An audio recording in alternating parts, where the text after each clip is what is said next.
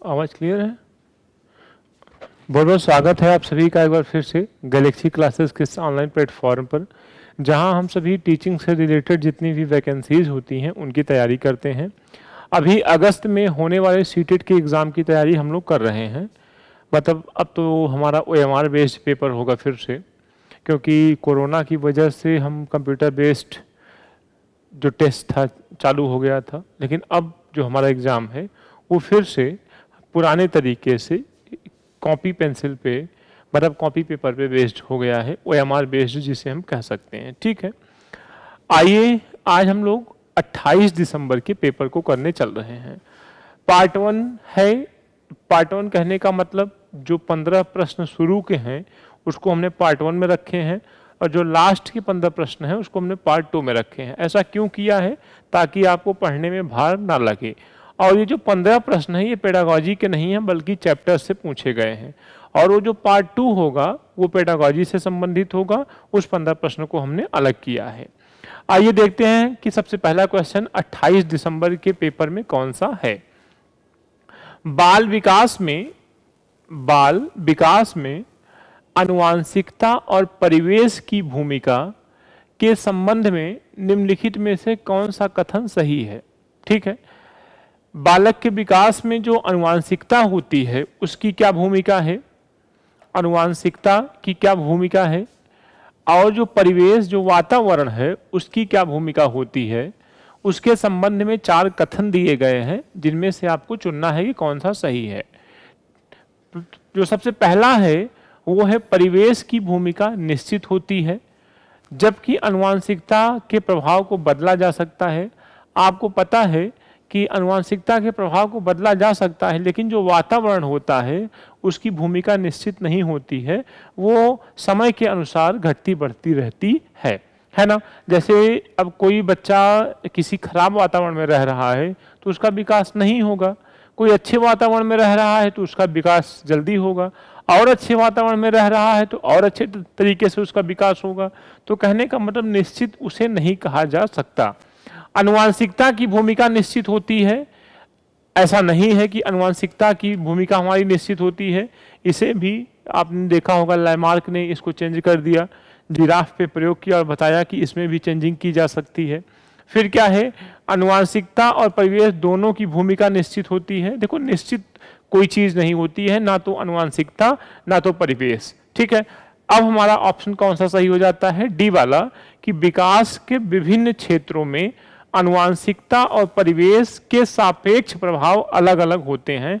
मतलब विभिन्न क्षेत्रों में शारीरिक विकास, मानसिक विकास, सामाजिक विकास, संवेगात्मक विकास, नैतिक विकास, ये जो विकास के विभिन्न क्षेत्र हैं इसमें आनुवांशिकता का और वातावरण का अलग अलग प्रभाव होता है, सभी बच्चों में एक जैसा नहीं होता है। तो हम सबसे पहले वाले प्रश्न का डी नंबर पे टिक लगाते हैं। आइए देखते हैं कि क्वेश्चन नंबर 2 क्या है, उसके बारे में चर्चा करते हैं। विकास के चरणों के संबंध में 2 से 6 वर्ष तक की अवस्था को क्या कहा जाता है? आपको पता है कि जन्म से लेकर के 2 वर्ष तक, जन्म से 2 वर्ष तक के समय को, और 2 से लेकर के 6 वर्ष तक के समय को, 6 से लेकर के 12 वर्ष तक के समय को, और 12 से लेकर के 18 वर्ष तक के समय को। ठीक है, अब देखिए कि जो जन्म से लेकर 2 वर्ष तक है उसे हम क्या कहते हैं? शैशवा कहते हैं। जो 2 से लेकर 6 वर्ष तक का है उसे हम प्रारंभिक बाल्यावस्था कहते हैं। क्या कहते हैं? प्रारंभिक बाल्यावस्था कहते हैं। जो 6 से लेकर 12 वर्ष तक का समय है इसे हम बाल्यावस्था कहते हैं, खेल की अवस्था कहते हैं, टोली की अवस्था कहते हैं। इसे हम क्या कहते हैं? किशोरावस्था कहते हैं, किशोरावस्था कहते हैं।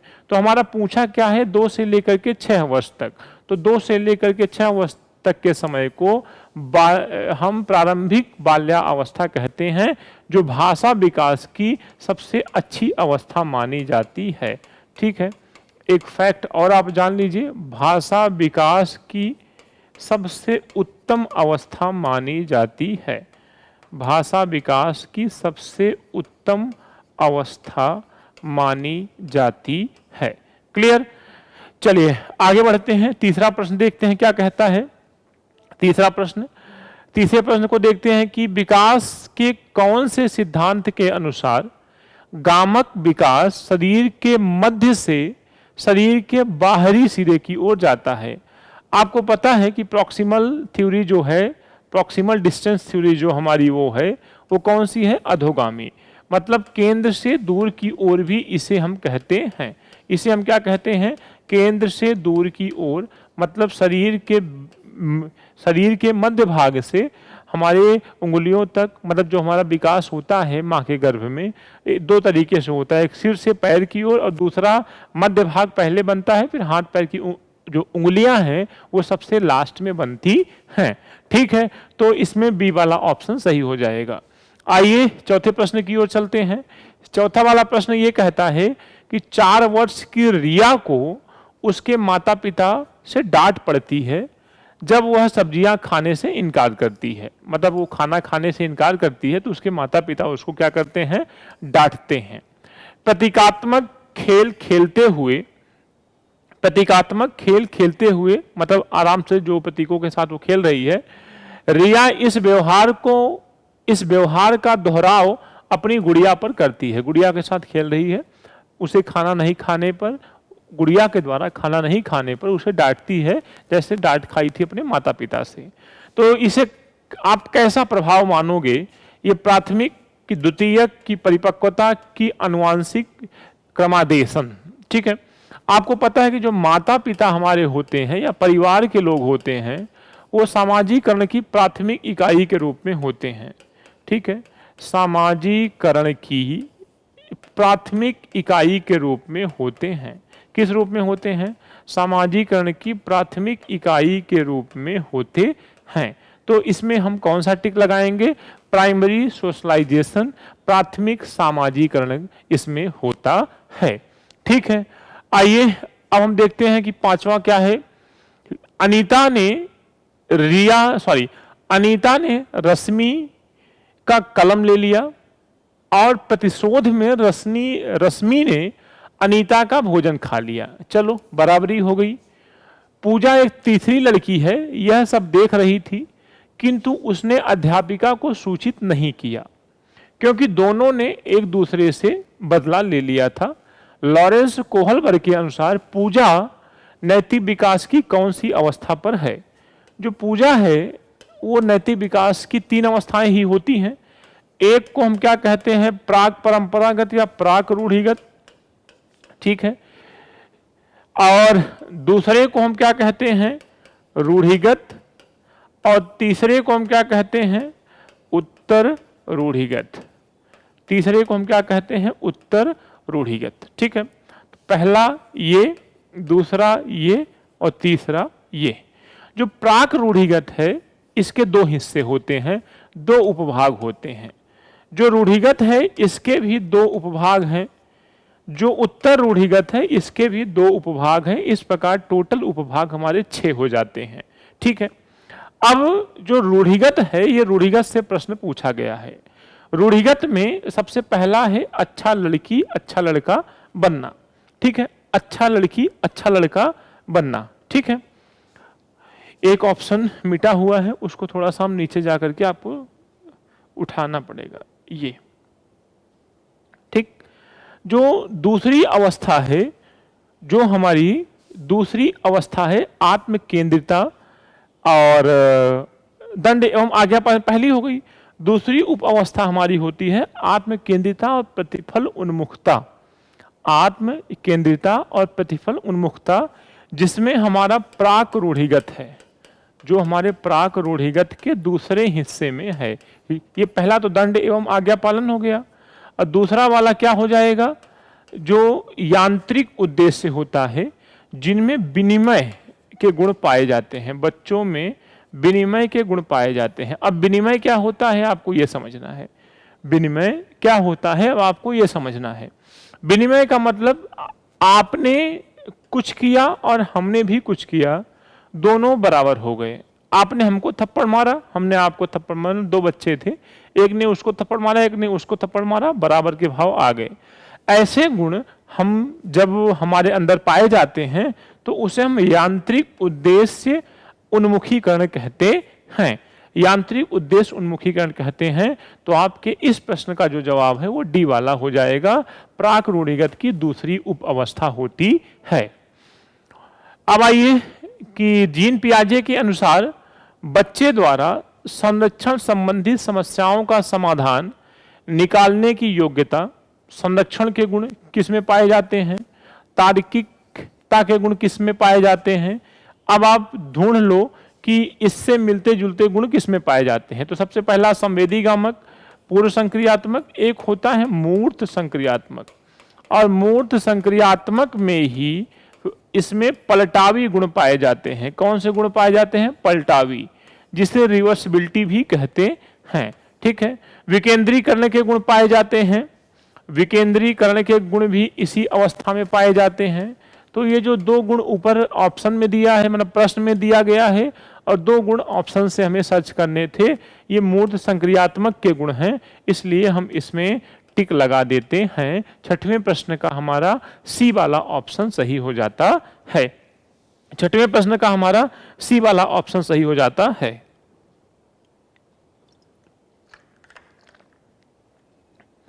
आइए अब देखते हैं कि सातवां प्रश्न हमारा क्या कहता है।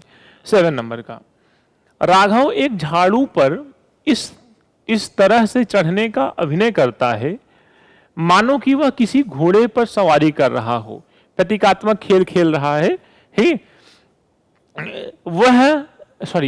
उसकी यह क्षमता कहलाती है, उसकी यह क्षमता कहलाती है सांकेतिक, है ना, सिंबॉलिक रिप्रेजेंटेशन। झाड़ू को घोड़े की तरह समझ रहा है, इसे हम क्या कहेंगे? सांकेतिक प्रस्तुतिकरण। जब अपने आप को ही केवल देखता, अपने आप को ही सही समझता, उसे हम इगोसेंट्रिक कहते हैं। संरक्षण, कंजर्वेशन और सृजन के गुण मूर्त संक्रियात्मक में आते हैं, वो अलग बात होती है। ठीक है। तो सांकेतिक प्रस्तुतिकरण इसमें 7वें में आपको लगा देना है। 8वां प्रश्न क्या है? लेव वाइगोस्की के निकटतम विकास क्षेत्र, है ना, कई कॉन्सेप्ट दिए, जेडपीडी वाइगोस्की के द्वारा, एमकेओ वाइगोस्की के द्वारा, इसके फोल्डिंग वाइगोस्की के द्वारा, जब किसी कठिन कार्य के दौरान वास्तविक मदद बड़ों के द्वारा दी जाती है, और एक होता है प्राइवेट स्पीच। एक क्या होता है? प्राइवेट स्पीच, जिसे सेल्फ रेगुलेशन भी कहते हैं। ठीक। तो लेव वाइगोस्की के निकटतम विकास क्षेत्र सिद्धांत में निकटस्थ, मतलब निकटस्थ, इसे समीपस्थ कह दो ना, इतना कठिन शब्द बोलो, इसे समीपस्थ कह दो, है ना। समीपस्थ या निकटस्थ दर्शाती है कि दी गई सहायता शिक्षार्थी की वर्तमान दक्षता की तुलना में, देखो जेडपीडी होती क्या है पहले ये समझो। मान लो कोई बच्चा अपने से इतना दौड़ सकता है, अगर उसे मदद दी जाती तो वो इतना बड़े गोले में दौड़ सकता था। तो ये जो अंतर है उसकी स्वयं की क्षमता और दूसरों के द्वारा जो मदद दी जाए तो वो कितना कार्य कर सकता है, ये जो अंतर है, ये जो लाइन में खींच रहा हूं, इसी को हम क्या कहते हैं? जेडपीडी। तो ये बताओ उसके स्वयं से ये कुछ नीचे है कि कुछ ऊपर है? तो अगर आप देखेंगे तो यहां से ये ऊपर है। ठीक है। तो हम क्या टिक लगाएंगे? गोज जस्ट बियॉन्ड, जितना वो काम करता है उससे ज्यादा भी कर सकता है। जेडपीडी का मतलब यही है। संभावना व्यक्त की जाती है कि अगर बच्चे को मदद दी जाए तो अपनी क्षमता से कुछ ज्यादा काम कर सकता है। कुछ ज्यादा को हम कुछ ऊपर से संबोधित कर रहे हैं। अब देखिए 9वें नंबर का प्रश्न क्या कहता है कि अकरम किसी एक ब्लॉक के समूह के साथ खेलते हुए स्वयं को निर्देश देता रहता है। ठीक है। मतलब अपने आप से बात कर रहा है, कोई खेल खेलते समय स्वयं से बात कर रहा है। लेव वाइगोस्की के अनुसार इसे हम प्राइवेट स्पीच कहते हैं। इगोसेंट्रिक वाचन जीन पियाजे के अनुसार पूछा होता, अगर ये प्रश्न में जहां लेव वाइगोस्की लिखा है, अगर यहाँ जीन पियाजे लिखा होता तो ऑप्शन नंबर ए सही होता, लेकिन यहाँ पर लेव वाइगोस्की का प्रश्न है तो ऑप्शन नंबर बी वाला सही हो जाएगा। ठीक। आइए 10वें नंबर पे आइए, बहुआयामी बुद्धि का सिद्धांत किसके द्वारा दिया गया? आपको पता है बहुबुद्धि सिद्धांत या बहुआयामी सिद्धांत जो भी आप कहें वो हार्वर्ड गार्डनर के द्वारा दिया गया और 8 प्रकार की बुद्धि बताई गई। बिने वगैरह ने एक कारक सिद्धांत दिया, स्किनर ने द्विकारक सिद्धांत दिया, जी फैक्टर और एस फैक्टर, स्टर्नबर्ग ने भी यही काम किया इन्हीं के साथ मिलकर के। ठीक है, तो 8 प्रकार की बुद्धि बताई गई हार्वर्ड गार्डनर के द्वारा। आइए 11वें प्रश्न की ओर चलते हैं। अभिकथन है कि बच्चे भाषा को सीखने के लिए आनुवांशिक रूप से प्रवृत्त होते हैं एवं पर्यावरण में इसकी कोई भूमिका नहीं होती। आपको पता है कि भाषा सीखने में हमारे वातावरण की, पर्यावरण की सर्वाधिक भूमिका होती है। भाषाई विकास केवल आनुवांशिकता का ही उत्पाद है तो ऐसा नहीं है, ये वातावरण पर निर्भर होता है। वंश तो जो गुण हमें प्राप्त होते हैं वो होते ही हैं, लेकिन ये वातावरण पर भी निर्भर होता है। इसलिए ए और बी दोनों गलत हैं। अब आपको सर्च करना है कि किस ऑप्शन में ए और बी दोनों गलत हैं। ए और बी दोनों सही हैं, इस पे मत टिक लगाइए। फिर क्या है, बी बोथ आर ट्रू, नहीं। फिर क्या है, बोथ आर राइट, ए सही व्याख्या नहीं कर रहा है, ऐसा नहीं है। बोथ आर फॉल्स, है ना, ये ए एंड आर दोनों फॉल्स हैं, डी वाला आपको टिक लगा देना है। आइए 12वें नंबर पे चलते हैं। वंचित पृष्ठभूमि से आने वाले, वंचित पृष्ठभूमि मतलब पिछड़े बैकग्राउंड से, जहां सुख सुविधाएं नहीं हो, जहां के लोग पढ़े लिखे नहीं होते हैं, आदिवासी समूह के जो बच्चे होते हैं उस टाइप से। तो वंचित पृष्ठभूमि से आने वाले बच्चों के अधिगम एवं विकास के संदर्भ में कौन सा कारक संभावित जोखिम वाला है?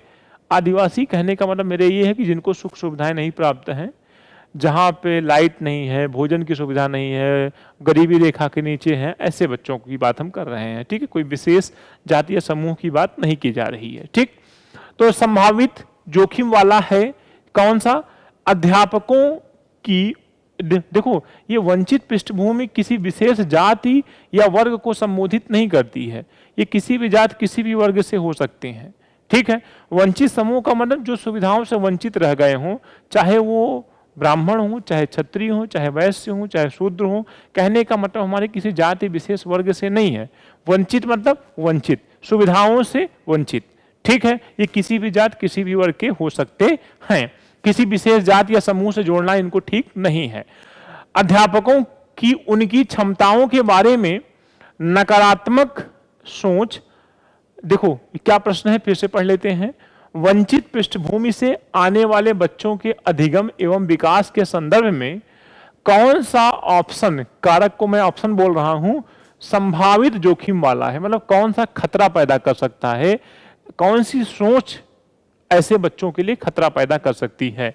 तो सबसे पहला है अध्यापकों की उनकी क्षमताओं के बारे में नकारात्मक सोच, मतलब ये तो वंचित समूह से हैं, ये कुछ नहीं कर सकते, ऐसी सोच बनाना जोखिम भरी हो सकती है।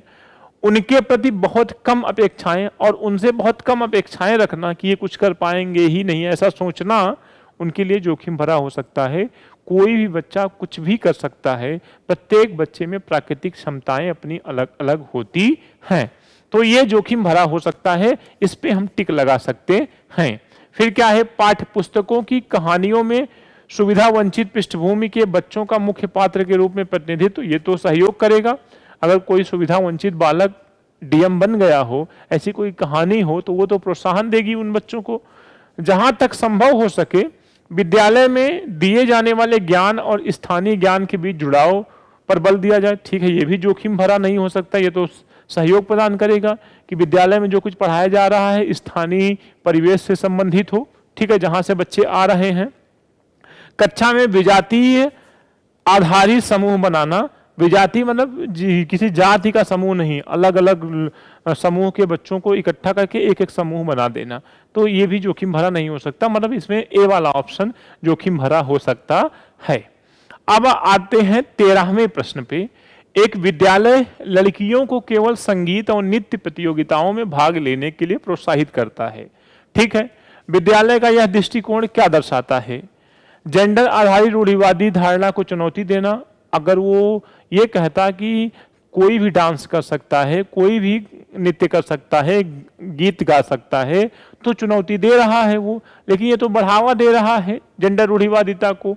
आगे देखते हैं, लड़की और लड़कों में सहजता योग्यता की वृद्धि करने में व्यवहारिक उपागम, इससे वृद्धि नहीं होगी, इससे जेंडर जो स्टेरियोटाइप होते हैं, लोग रूढ़िवादी होते हैं, उनको बढ़ावा मिलेगा। ठीक है, तो ये वाला ऑप्शन भी हम नहीं टिक करते हैं। यह जेंडर संबंधित पूर्वाग्रहों को दर्शाता है। कुछ लोग ऐसा सोचते हैं ना कि लड़कियां हैं तो ये गाने के लिए है, कोई लड़का गाना गा रहा है, नृत्य कर रहा है, तो कहते हैं लड़कियों के जैसा नाच रहा है या गा रहा है, ये लड़कियों का काम है। तो ऐसे वो पूर्वाग्रह से ग्रसित होते हैं। सी वाला ऑप्शन आपको सही लगाना है। फिर क्या है, यह प्रशासन के प्रगतिशील दृष्टिकोण को दर्शाता है। ऐसा प्रशासन ने कुछ नहीं कहा है कि लड़कियां ही केवल गाना गाएंगी। तो ये हमारी पूर्वाग्रह है। पूर्वाग्रह का मतलब पुराने विचारों से, पुरानी अवधारणाओं से ग्रसित होना। ठीक, ओके। अब हम बात करते हैं 14वें प्रश्न की। 14 नंबर पे प्रश्न क्या है, एक अध्यापिका पूरे वर्ष के दौरान, मतलब पूरे साल में, अधिगम संबंधित गतिविधियों में संलग्न, मतलब जो बच्चे सीख रहे हैं उनका बारीकी से अवलोकन करती है, देखती हैं उनको कि वो क्या कर रहे हैं, क्या सीख रहे हैं। उनके कामों के नमूनों का संकलन करती है, मतलब जो जो काम वो किए हैं उसको लिखती हैं। और प्रत्येक बच्चे के लिए अवलोकन डायरी भी रखती हैं और अलग अलग बच्चों को मतलब लिख के रखी है उसने साल भर में क्या क्या किया प्रतिदिन का। ठीक है, फिर साल भर में उसको देख रही हैं। इस प्रकार का मूल्यांकन क्या कहलाएगा, मानक और एक रूप। तो यहाँ मानक की बात की नहीं गई है कि किसी विशेष उसको विशेष पैमाने पे मापा जा रहा हो, तौला जा रहा हो। संकलनात्मक एवं अध्यापक केंद्रित, न सतत एवं व्यापक, है ना, समग्र को हम व्यापक भी कह सकते हैं। रोजाना भी इसमें मूल्यांकन किया जा रहा है तो सतत है, एक पूरे वर्ष के दौरान भी किया जा रहा है तो समग्र है। तो ऐसे मूल्यांकन को हम सतत एवं व्यापक मूल्यांकन कहते हैं, जो आपके कोर्स में भी है कि सतत एवं व्यापक मूल्यांकन। फिर सतत 3 प्रकार के होते हैं, वो अलग का विषय है। ठीक है, आइए अब हम 15वें प्रश्न की ओर चलते हैं। 15वां प्रश्न क्या कहता है, आकलन का उद्देश्य क्या है।